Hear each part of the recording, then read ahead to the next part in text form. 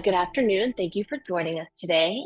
The Best Friends Network is thrilled to be hosting this insightful panel discussion. Very quickly, before we dive into all of our data, I want to introduce myself. My name is Whitney Bollinger. I'm the new director over the network for Best Friends. The Best Friends Network is focused on connecting animal welfare organizations like yourself with resources, tools, and information to support your life-saving efforts. Regardless of whether you're an active partner with us, you can access a wealth of resources at network.bestfriend.org, and that is where we will be posting the recording of this webinar later this week. The network is currently undergoing a strategic overhaul, and in the coming months, partners are going to see an increased focus on peer-to-peer collaboration and efforts to connect our partners with resources that directly align with their needs based on data insights from Shelter Pet Data Alliance. For example, we recently launched an opportunity for a free one-on-one consultation with the Best Friends data scientists to review your shelter's data. So if that's something you're interested in and you're a network partner, we would love to get that set up for you.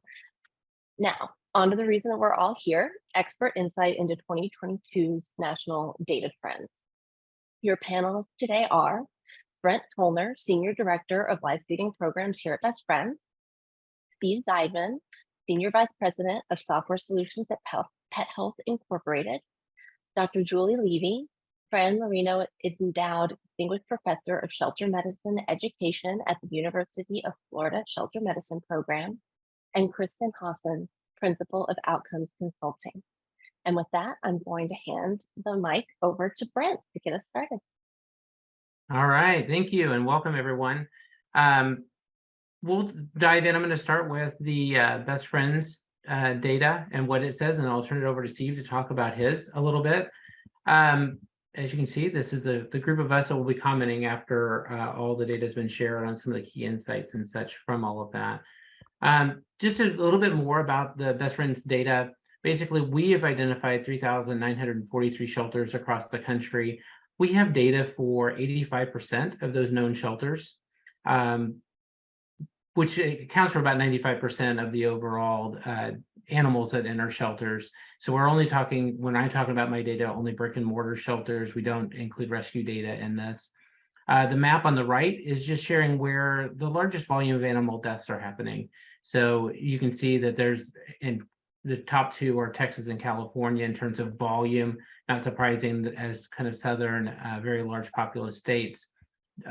Florida, Georgia, and North Carolina are sort of the next three, and then the yellow are kind of the next set of each one of those different color breaks is a different 25% of the total volume of animals that are killed across the country. And you can see a large concentration of those obviously are in a lot of the southern and Sunbelt type states. Well, we know that there's a shelter crisis. We'll get to it a little bit. There are some reasons for optimism. You know, nationally in 2022, we had an 81% save rate as a country, which I think probably surprises a lot of people. That's really, 8 of every 10 animals that are coming into shelters are being saved and creating a positive outcome. We've had a 63% reduction in the number of pets killed in shelters since 2016. Just for clarity's purposes, killed is a number that Best Friends uses. It's sort of the gap between how many animals need to be saved to get to a 90% save rate, which would be the benchmark for no kill. Then 57% of all US shelters that have a brick and mortar presence are no kill. And so that's whether they're private, whether they're municipal, whether they're private with a contract.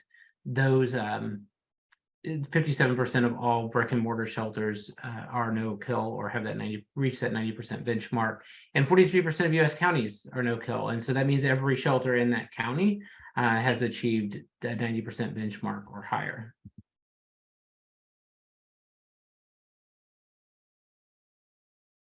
Since 2016, we've gone from 22% of the shelters being no kill to now 57%. So there's a lot of positive progress. I know things are a struggle right now, but it's nice to see that positive progress of more shelters becoming no kill. And we know that once a shelter becomes no kill, that they're most likely to sustain it. So 93% of the shelters that were no kill in 2021 remain so in 2022. That 92-93% range has been really consistent over the course of the last 5 or 6 years. And so we know that once shelters are able to get the programming in place to get to that 90% benchmark, they're likely to stay there. Yep, we know that the situation is super urgent for the homeless pets in our shelters, and I imagine that's why a lot of you all are here, is to learn a little bit more about what those challenges are from a national perspective and from a data perspective. So a couple of trend lines here. So on the left is the volume of intake over the course of the last 6 years, 7 years worth of data. You can see we used to have an intake about 2.8 million dogs, 2.6 million cats. We all saw the dramatic decrease in animals coming in down to 2 million for both dogs and cats in 2020. But then we're starting to see that uptick, particularly for dogs. While cats have only gone up to 2.1 million last year in total intakes, the number for dogs has gone back up to 2.3 million. So we're not quite up to the level that we were in 2019, but we're inching that direction. And I think this is a course correction we all kind of knew was coming, but it's starting to trend that direction for sure right now. From a gap to 90%, so this is the number of animals that are euthanized above and beyond the 90% benchmark. So in 2016, it was 284,000 cats, 347,000 dogs. We've seen both of those numbers decline. We actually quite rapidly for cats until we got to 2020, and now we've seen some of those numbers start to increase a little bit. Cats has stayed relatively level, but dogs has started to go back up from a low of 95,000 in 2020, which was the peak COVID year, up to 170,000 last year. What's really interesting about that is that we had maintained a relatively close 2-to-1 ratio of cats versus dogs in shelters up until this year. And now the life-saving gap is about 45% dogs. So we're seeing a fairly equal volume of dogs versus cats that are still unnecessarily dying in shelters. This slide, I think, is really highlights a couple of the big challenges for us. And I feel like I skipped one here. There we go. You can also see the trends in animals saved. So we had reached 4.2 million animals that were saved from shelters in 2019. That number dropped obviously in 2020. There just weren't the volume of animals there to be saved. And so there's no surprise that that number dropped. But then what you see is that we really haven't been able to pick up the life-saving efforts back to where we were in 2019, which I think is the challenge that we're all feeling. And this has caused the national save rate to go, which had been on a steady trend line from 70% in 2016 to 83% for both 2020 and 2021. We actually saw a decline in that for the first time probably ever in terms of a lesser percentage of animals being saved that come into shelters. This chart I think is really telling. So this is the dog adoptions versus dog intake and cat adoptions versus cat intake. And we can see the big drop in 2020 for both adoptions and for intake. But on the cat side, while it's leveled out on the total number of intake and therefore adoptions being flat is relatively fine. The dog intake, we're seeing that intake number go up a little bit, but the dog adoptions are not following suit. And I think that's a lot of the challenges that you all are feeling in the shelters and within your rescue organizations right now, is that we're not able to close that gap, and that gap between intake and adoptions is growing bigger and bigger. And then one last slide from me, because this has come up on multiple occasions, is just where the animals are coming from and where this increase in intake is coming from. And while there's been a lot of talk about things like pandemic puppies and a large number of returned animals from owners, that's really not what's driving it. It's actually the stray intake that's coming in, so from animal control or from public surrender of strays. And that's where we're seeing the largest gap in total intake at 54.3% of the total volume of intake. It's a little bit higher for cats, definitely higher for dogs.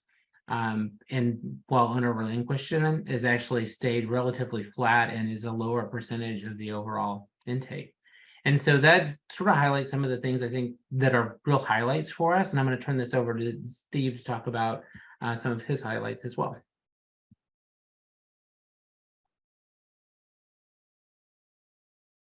Steve, you're on mute. I am the mute. I turned on my camera, but forgot to turn on the mute. All right. So yeah, so my goal is I'm going to kind of where we talked about some 2021 and 2022 data. First thing I want to do is actually talk about 20 where we're at with 2023, because I know people are feeling like there's something going on in 2023.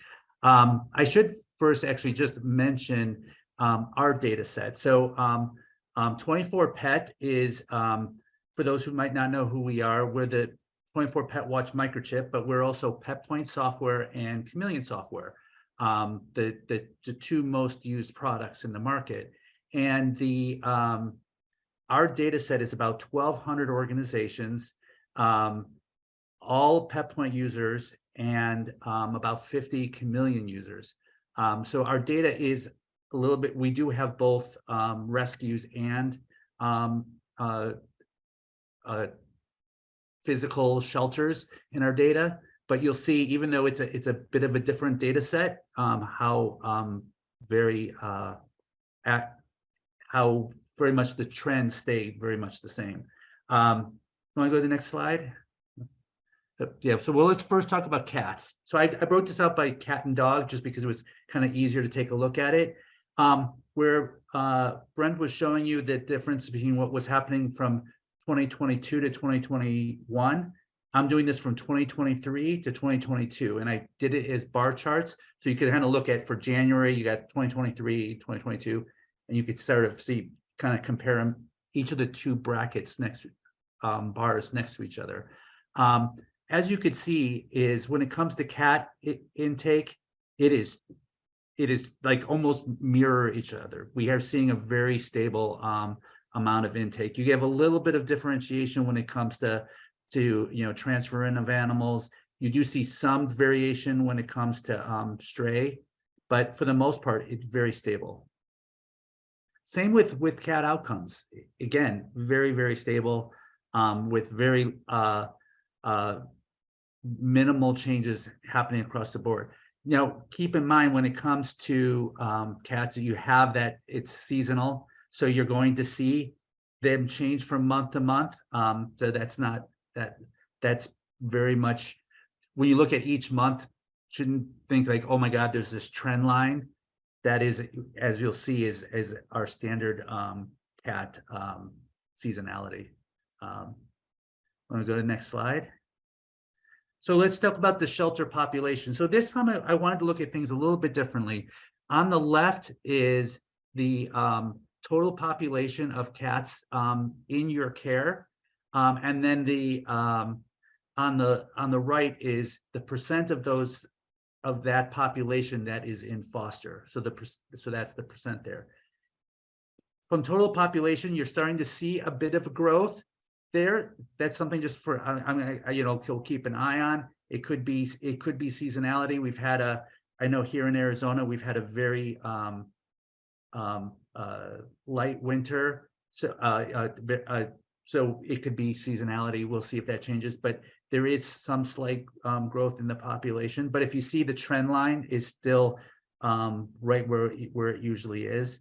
When it comes to using our foster networks, we're right where we've been all along. It's just following that exact trend line. It's between 30 and 40%. And like I says, we're coming into kitten season, so that's when we become much more dependent on our foster networks. All right. So then we look at length of stay. So for the 5 years of data that we're looking at here, you could see that one big bump up, of course, is the pandemic, when shelters stopped outcoming animals for that short period of time before going into effect. But otherwise, you see this almost identical pattern for 5 straight years with cats. And I think that's really important to acknowledge. Well, we're having lots and lots of conversations about what's happening with dogs. Cats are very much stable. And the question there is, you could say stable is good, or you could say stable means we're not making progress. I think depending on how you look at it, but we've seen almost no shift. Basically, if you think about it, from basically June of 2020, we went right back into our standard patterns. with cats, and it just stayed there. Days in care. This one I do want to explain a little bit because that days in care, that red number would look very concerning. What I had realized is as I presented this data, there was a built-in fudge factor that we had to account for.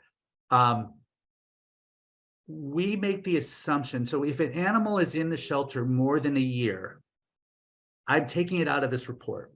And the reason I'm taking it out of this report is because no matter if I take out at certain points, I know people have forgotten to outcome an animal, and foster fails that never get outcomed really throw off the data. So we made this decision to say, okay, if an animal's in the shelter more than a year, we're going to take that data out. We know that there are shelters who have animals more than a year, but we're trying to find that balance. What that creates a fudge factor is on the 13th month that an animal is in this report, they'll be removed from the report, but they'll remove from the report not just for the current month, but also 12 months back. So it creates this larger number there. That will even out. I have no concern about what's happening with days in care in cats. I think it's the standard process. It'll even itself out over time. All right, so let's talk about dogs. Obviously, a very different story. So here we do see intakes going up a bit depending on the month. Obviously, January and February we saw the biggest changes there. A little down in March and April, but overall, you'll see that the changes there, just like Brent had pointed out, are particularly when it comes to stray animals. Owner surrender at the bottom, that red bar at the bottom, is pretty much pretty standard and not changing dramatically. But we do see growth in stray intake, and that seems to be making the biggest impact. The other thing that sort of is slightly counteracting is we're seeing shelters transferring in fewer animals. That it helps counterbalance it a bit, but not by enough to make a difference. When it comes to outcomes, we're not seeing great trends when it comes to adoptions. We are not increasing our adoptions. We're not getting to the numbers that we were even close to in 2019. So we continue to watch that. It's kind of restabilized at a different level, but not one that we're that's really making the difference there. But as you can see, there's some variation there. So anyway, next slide. Yes, thanks. Total population. This is that thing that we've been talking about. This slight increase of population that's just been happening over time since literally June of 2020. Is we had that massive drop with pets in 2020. You saw a very, very small increase over time, but then it just slowly every year since we've had this slow incline of pets. We passed the 2018 and 2019 numbers, which were used to be very stable, around October, December, November in that would have been in 2021, and we've just been going ever since, and it's just not letting up. And I think that's what we see is that difference between the two, why we're in this crisis mode. As far as how we're using our networks, we are using our foster partners. It increased during the pandemic. It has come down, but for the most part, we've not grown the foster network to help support it. So it's still taking that same percentage of our things. Now we talk about length of stay. Here, of course, with the population growth, length of stay. So just to remind people, length of stay is looking at animals that were outcome that month. How long were they in care? And as you can see, that number has just continued to grow over time. And I think what's really important is sometimes people think like, oh, what's the difference between 2 extra days that an animal stays in the shelter? If you think about that over the thousands of animals that we're caring for, with that just a few days makes a massive difference in the amount of resource it takes to support those animals. So anything that's even 1 or 2 days is really significant with the number of animals that we're talking about.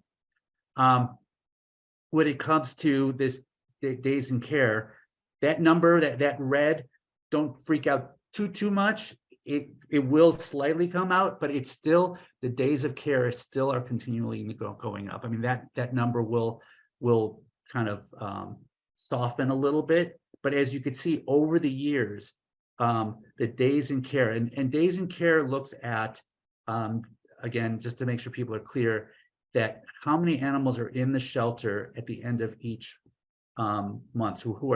How long have those animals been in the shelter? And they've been there longer and longer and longer, and without an outcome. And that's really important for us to watch, because those animals that are sort of getting lost in the system. And it's really important for us to pay attention to those.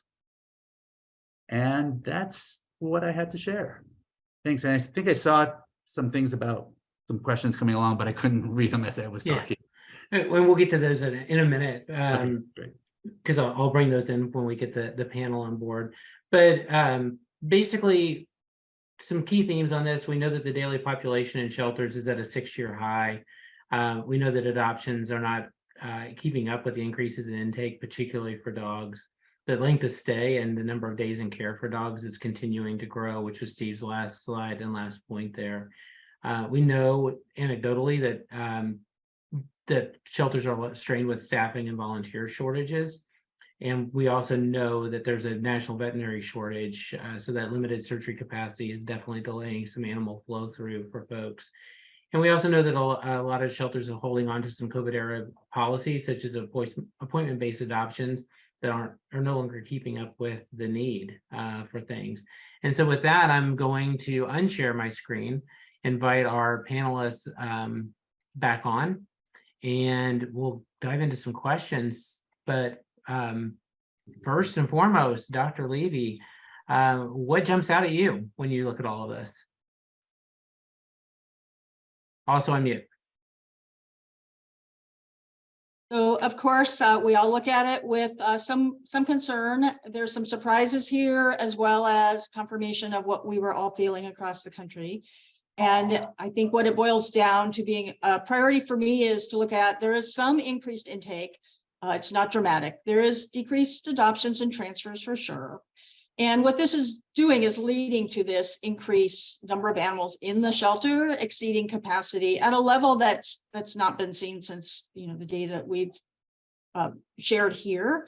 So between staffing shortages and not enough housing and not enough veterinarians, we have a real crisis brewing with the number of animals that are really stuck for a long time in shelters. And as consultants, what we're seeing is there's more disease outbreaks because of that. There's more behavior issues and injuries to staff and to other animals in the shelter because of the long stays and the crowding. And so that really is the critical issue that we need to address by kind of unblocking the flow through and getting to positive outcomes earlier. And I know that sounds like easier said than done, and it is, but we have some ideas we're going to share with you that have been really working in other shelters. I do consider this really to be a crisis level right now, that we have to look at everything that's happening in shelters with a new eye, hypercritical of our own flow through to identify where the bottlenecks are, where we are turning away good positive outcomes. This is complicated by the vet shortage, and that shortage is likely to get worse for a while before it gets better, maybe even for years. There is not a quick pipeline to fixing that. And I guess my other take home that I'll share is that outside help is not coming. If we are waiting for transfer capacity to open up or the big nationals to solve this for us, we are waiting for something that's not going to come up. So the solutions are going to need to be regional and local, and they are different in different areas. So it's up to each shelter to really grasp the opportunities to divert intake, provide safety nets, and eliminate every single wasted animal care day possible in order to streamline the flow of animals through the shelter to improve their welfare and life-saving for the organization. Same question, Kristen. What jumps out at you from seeing all of this and the discussions we've had the last couple of weeks?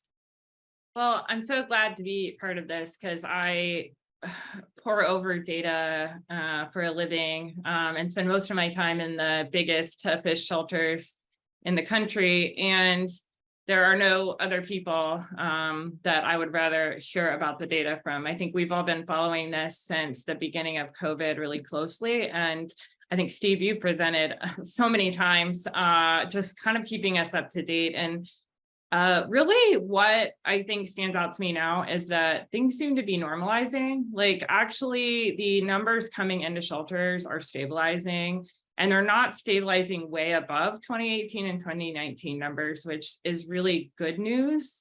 I worry most that we are almost hurting ourselves because we just have this narrative that things are so bad and intake so high, and the data doesn't really support that. The owner surrender data, it doesn't support that there's a massive increase, and you all show that. So I think that we need to get busy and go back to the things that that really we know work, because we can get through this.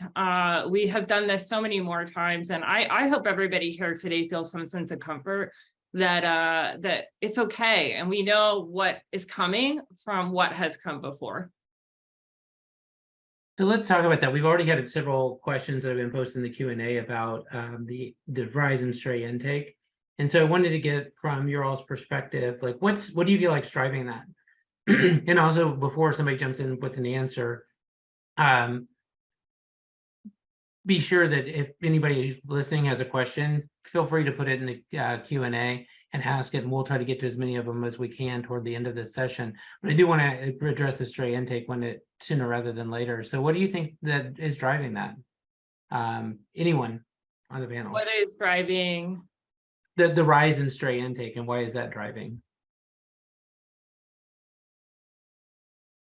I will throw out my theory then while you all think about yours. My theory is that it's just the rise in field officers, that we were so understaffed during the height of the pandemic, that they were doing emergency only, and now they're ramping back up. But the fact that they're still understaffed as well is probably why we're not even closer to the 2019 number. And so I think it's really more field enforcement based than it is truly more strays wandering around. But I didn't know if anybody else had any other thoughts on that. I wonder, I think one of my biggest challenges is that shelters restricted their hours and their accessibility during the pandemic for good reason, but then didn't reopen fully. And so many shelters, particularly the ones struggling the most, they have highly restricted processes now. It's just not easy for the public to access them. And I am hesitant to speculate, but we can, I think, make some assumptions that if it's hard or impossible to get help, we may see more animals in our communities who are left behind or who are simply let go. And that isn't because people are inherently bad, it's because services are hard to get to. So again, I hate to speculate without data, but it's certainly, we do know that shelters are more restricted than they were at the start of the pandemic.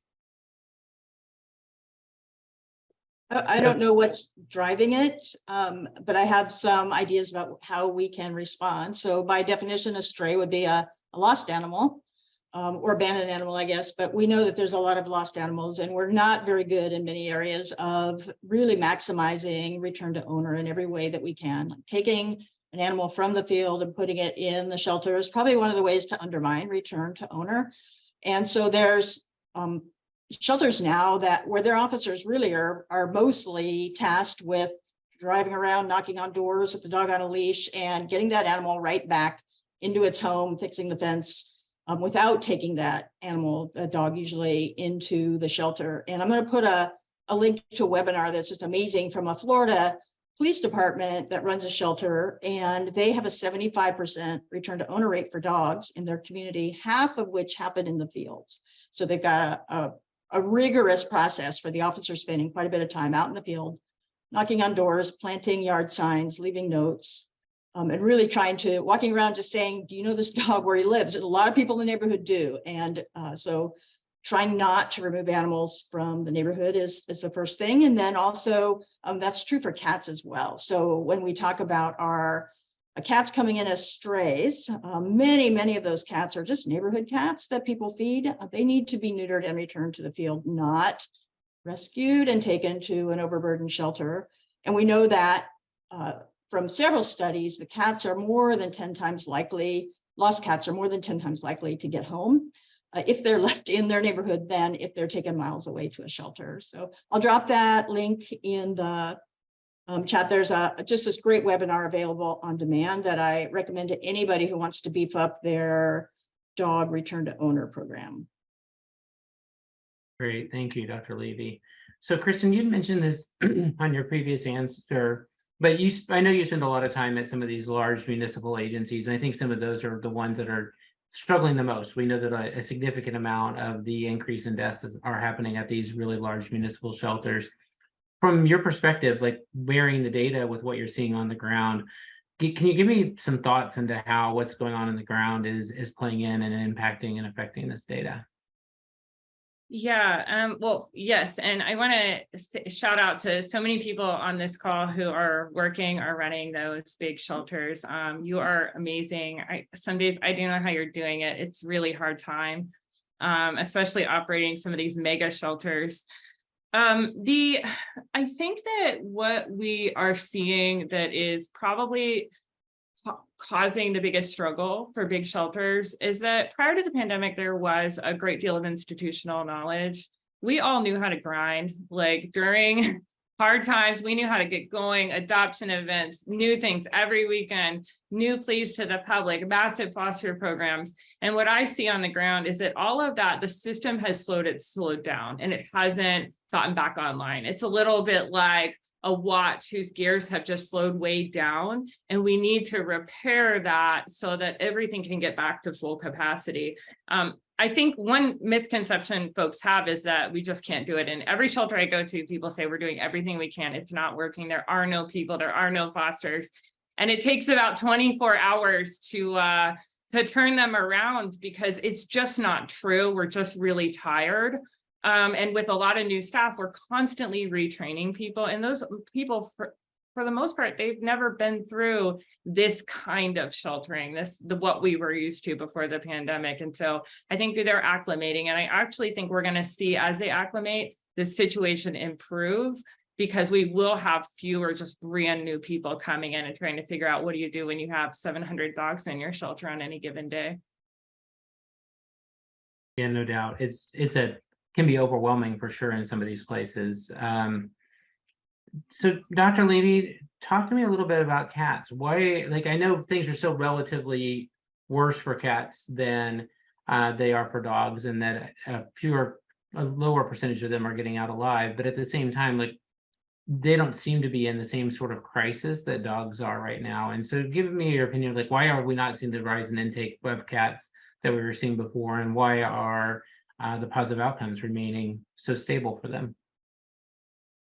Yeah, I would say that dogs have caught up to the sad situation of cats now, according to Steve's data.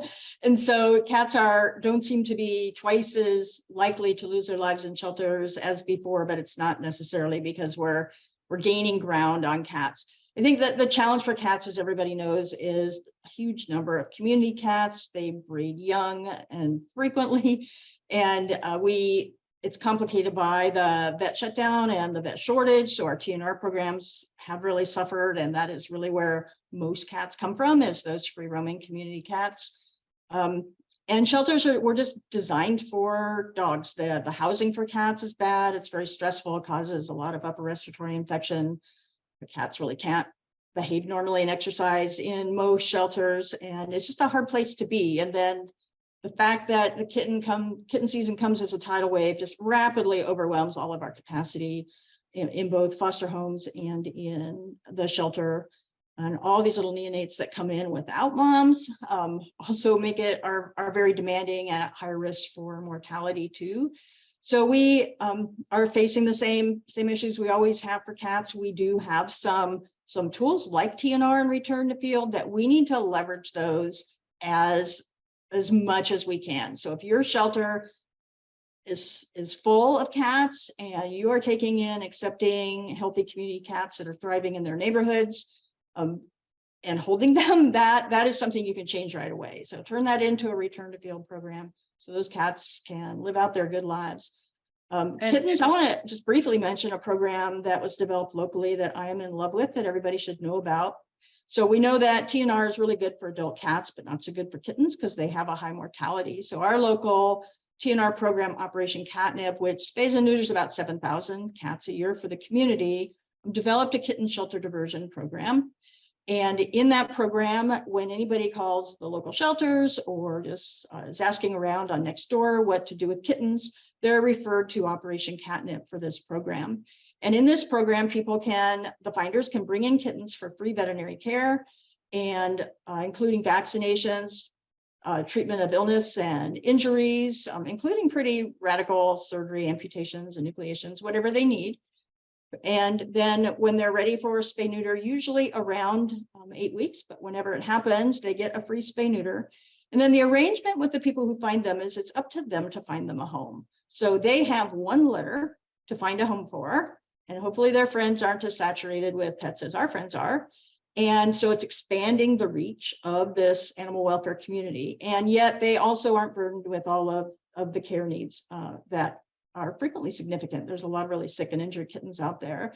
And then of course, the deal is they have to bring in the mom for spay and neuter as well. And there's a lot of support for that. So last year they did over 1,600 kitten shelter diversions. And these are kittens that in former days would have really clogged up our shelter and rescue groups. And now they are on their way with good health care to homes where they belong without going into the shelter.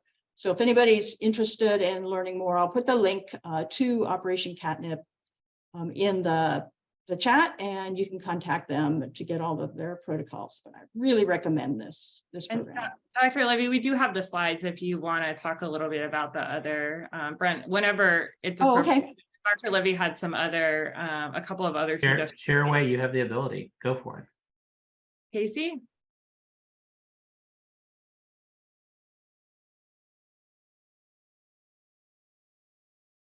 All right, these were just a couple of things that are happening locally that I've seen really working creatively to deal with shelter crowding in our community. This is one I just love. Big shout out to Camp Run-A-Mutt in Gainesville. This is a doggy daycare.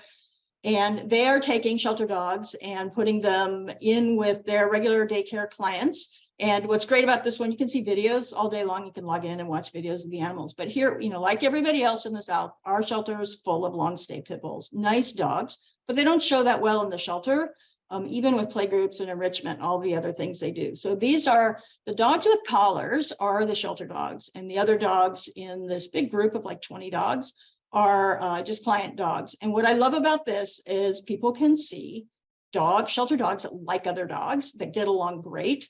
And a lot of our adopters have other dogs. So these are the kind of dogs they're looking at. So my one suggestion that you could do quickly is check with your local doggy daycares and see if they would sponsor a shelter dog or two and bring them in for this kind of shout out. It really has helped place these dogs because you can just see this is the dog you want. I took this off the internet, that picture of kittens. So if it's your shelter, you have my sympathy, but this is really just to promote these kitten shelter diversion programs. And a little bit later, I'll talk about what we do when we can't spay them all because of the vet shortage. I did want to, again, share this webinar. I put the link in the chat. This is the one of the police department that has a 75% return to owner rate through field services and also lifetime licensing and microchipping. So please check that out and share it with your animal control. And then we did last year have 2 full days of conference about big dogs. So big dog challenges are not new. Last year we recognized this and put on the big dog masterclass. This is a series of 20-minute talks, really practical examples of things that are working, also coming with a big toolkit. So you can go in and go through and find the various classes that really apply to you, but these are all very high value, easy to implement programs. And then finally, we do have a Maddie's Million Pet Challenge. I know a lot of shelters are kind of figuring out how do we make this happen with the staff and resources that we have. They just don't really know where to start. They sort of looked at their data, but they need some help. And we are here to help with free shelter consultations. So if your shelter is interested in having our team come by, we can do both remote consults, but also find it's usually most valuable in the bigger shelters if we go visit you for a week or so. You can have the lovely Cameron Moore come and see you, and our students will come too. Go ahead and sign up on Maddie's Million Pet Challenge for a consultation, and Cameron will be in touch. Okay, I'm going to do this in 4 minutes. So this is your homework. And I know this is the right homework because I asked these 3 people about every harebrained idea. And Brent is one of the people that I run so many things by. And we have all talked about what can shelters do now when they're like, screw your new program, I have no time, we're drowning. So here's what you can do, anyone who's leaving here. Number 1 is, if you are leadership, go set up a table out in front, not inside, out in front of your organization. Sit there for 1 day and just talk to people and see if you can help them keep pets, see if you can help them adopt the pets. When they come out because they didn't find the pet they wanted inside, send them back in. We just did this at Riverside, one of the most challenging shelters in the nation, and it was really a game changer. Is it still sharing the presentation? Okay, won't see it. It is. You're good. Okay, great. Well, I can't see it, so hold 1 second. This is cutting into my 4 minutes. Hold on. So let's see. Sorry, guys. 1 second. Okay, got it back. Okay, so these are a couple of stories I just wanted to share really quickly. Little German Shepherd was coming in as a stray. The people were like, absolutely, we'll hold this dog and take care of it and bring it back to get spayed and neutered and hold it through its stray hold, help find it a home. There's Cameron Moore, who this wonderful man had found this kitten, brought it in because he thought bringing it to the shelter was the best thing to do, but it took us about 10 seconds to see that he was in love with that kitten. And we ended up being able to provide medical, get him a spay neuter appointment, and send that kitten back home. Last story is this little dog on the left is an owner surrender. That woman was sitting in the lobby with the person on the cell phone. The person on the cell phone was there for a license, a pet license.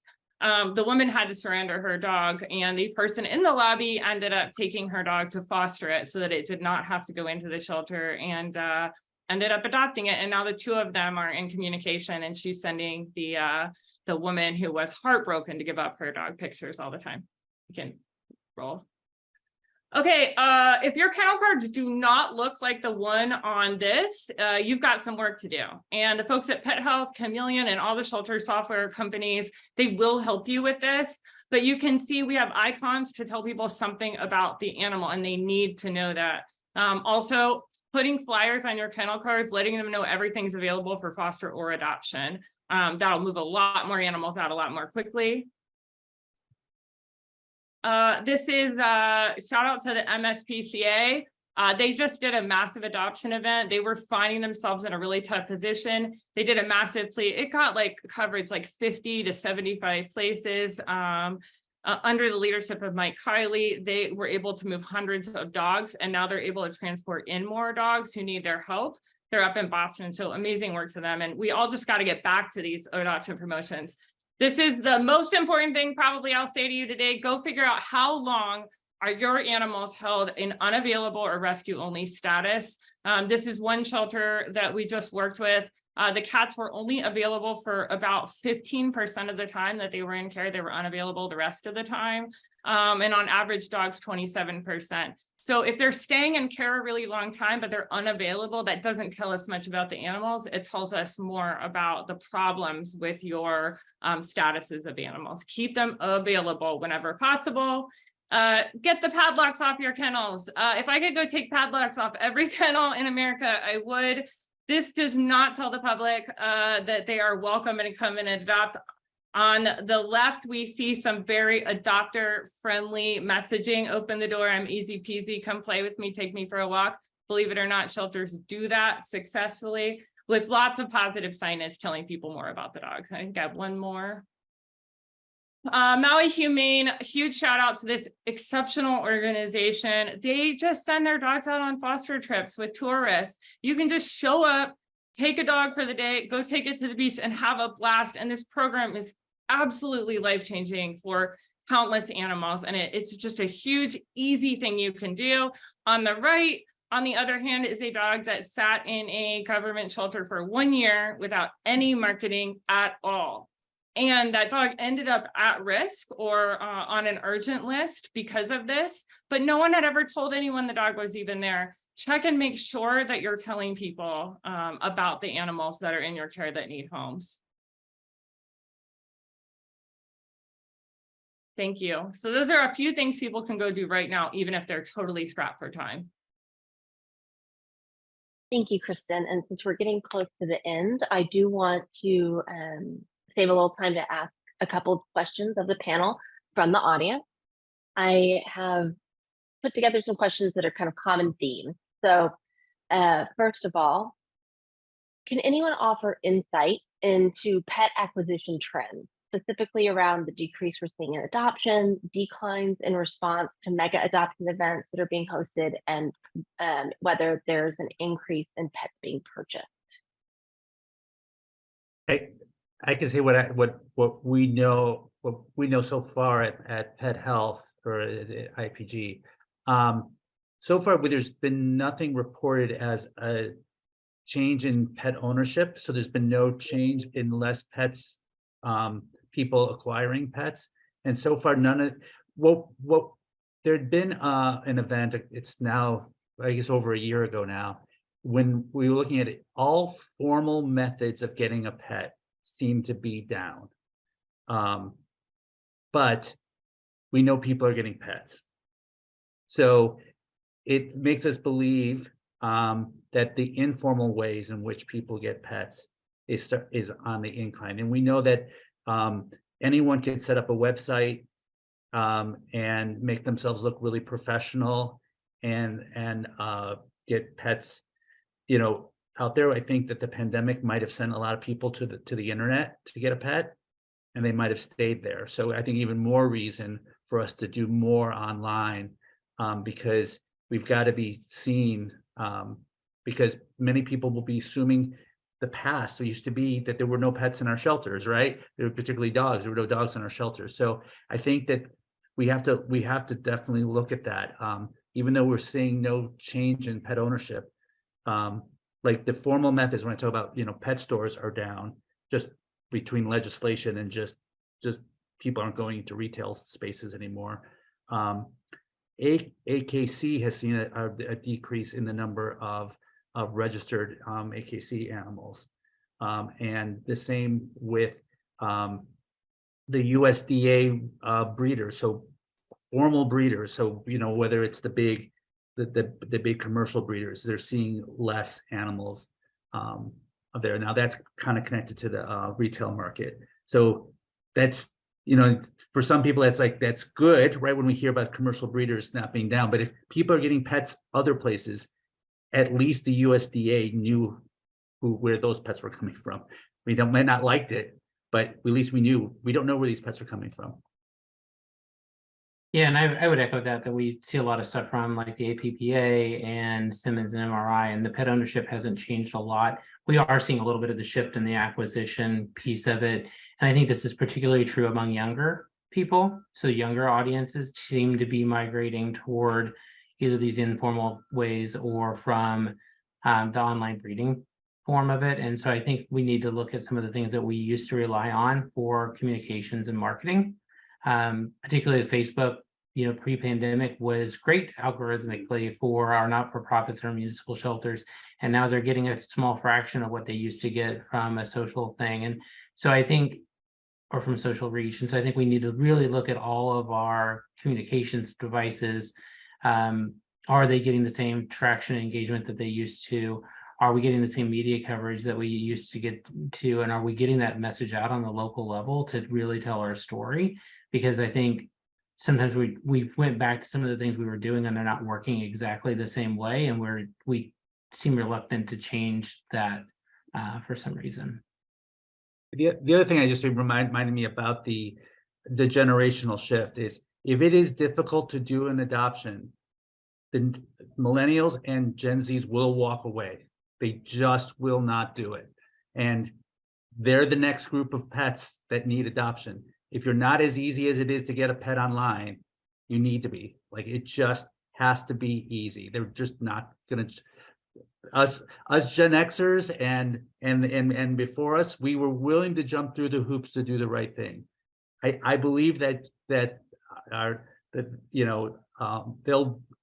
younger folks will be willing to do that, but not if it takes more work. Do you think, I'm telling people, so another good homework assignment is to go buy a puppy online, but don't really buy it. The first thing you click, you see adorable pictures, and you click one button and it says take me home, and it's done. Now, they actually, some of them do a pretty good job of walking people through the adoption counseling process after they've agreed to take the pet home, after that match has been made. And I think you're absolutely right. We've got to, when you look at shelters, we're putting all these barriers up front about the rules and the restrictions, and we just need to make that connection, and then we can get people there. But I think that is a huge issue, that online adoptions kind of exploded, and we didn't even really know it. And I think shelters are just simply getting left behind when it comes to awareness. Great point. And then since we're almost out of time, I'd like everyone to go around and, in about 30 seconds or less, share kind of a high level takeaway that you'd like to share with our attendees today. And we'll go ahead and we'll get started with Brent. So I think my three takeaways for pieces of advice is, number one, ask for help. Like, I know Dr. Levy said that help wasn't coming, but that means the onus is on you to help solve it. But there's help available. So, we've got the Million Pet Challenge folks that are able to help. Kristen goes out and does consulting. Best Friends has dozens of people who go out and help. Don't be afraid to ask for help. You don't have to go through this alone. And you have people who are willing to work side by side, see things from a different perspective. So don't hesitate to ask them. And reach out to anyone. Number two is, don't be afraid to try something new. I think a lot of times we get stuck in our ways of things, and it's like, even if when you are high performing, it's like, no, I know this, and it's like, but do we now? Like, things have seemed to change a little bit, and so don't hesitate to try something new. And I think the third piece of it is focus on what you can control. I think we can get bogged down in a lot of things like economic factors and housing and things that we really don't have that much control over. But there are things that we do control. It's how we market our pets, the experience people have when they come into our shelters, and those types of things. And so I implore people to focus on what they can impact versus what they can't. Great, thanks, Brent. Steve? Yeah, I was going to say, I was going to focus on the data. The one thing is, really make sure shelters are, for everyone, are you paying attention to the data in your system? Are you sure your inventory is, your nose count is correct? Are you absolutely sure? How many foster fails do you have that are just throwing off all your numbers? I can guarantee you, like, every shelter I talk to will talk about the fact that they never get back to those fosters and close them out. It's not good for the animal, not good for your data, throws off all your numbers. So, if you're not checking your numbers every day, you're going to get behind and you'll never get caught up. And so my big thing is, when I look at the data, and I'm constantly trying to massage the data, because I have to make up for the fact that I know so many people have not kept their data clean. So I'm just going to put it out there, is that the data is much more useful when it's accurate. So. Yeah, good point. Kristen? So there is a magic to saying yes. And if one thing could change, it would be, and I'm speaking to all you leaders right now, tell your entire team, including volunteers, you're going to try anything that might work. And for 1 week, just say yes to everything. We are in such a negative feedback loop. I mean, you know, we all need to be managing our depression and anxiety. This is hard and it's a lot of trauma exposure. We all need to be getting our own therapy, but when we're at work, we've got to get out of this. It's impossible. It's absolutely not. So by saying yes and just trying things, I think what you said, Brent, was exactly right. It's like, we've got to let go of all this fear. It is literally killing us and our animals. And think about what could the world look like if we would let go of our own fears and our own worries. Wonderful, thank you. And Dr. Levy. The perfect segue to the point I wanted to make, which is if the vet shortage is delaying spay neuter in your organization, whether you're a rescue group or a shelter, do not let that make animals stay extra care days in your organization. We're hearing about pets that are growing up in shelters because they're waiting for a spay neuter that's taking weeks or months to schedule. I know I'm a spay neuter fan. I spent my whole career building it and researching it and training students to do it. But there is a time when waiting for spay neuter actually becomes an impediment to life saving, and this is it. So if you have a long wait, let's go ahead and embrace adopting intact puppies and kittens out with their spay neuter contracts. We know they are imperfect, but we also know it is far more dangerous for those animals to stay in the system. And even if they're staying safely in your rescue group where they are not at risk, there undoubtedly is lots of animals at risk in your local shelter that could use that space in your foster home. So turn that space over frequently and look at all the other ways that there are bottlenecks in your flow through. Having foster finders keep found pets in their home for a couple days, trying to get those pets from all the little delays that are unnecessary and creating a lot of other trouble for your organization. Wonderful, thank you. And thank you all for that. You answered some of the unanswered questions that we weren't able to get to from the Q&A in those summaries, so I appreciate that. If we didn't respond to your question, we'll try to get back in touch with you after the webinar. I want to thank everyone that was on the panel. This has been a really helpful and informative discussion. We really appreciate you participating today, and thank you to everyone who attended. Later this week, everyone that's registered will receive an email with a recording of this session, and we're also going to publish it on the network website at network.bestfriends.org. So with that, everyone have a wonderful day. Thank you very much.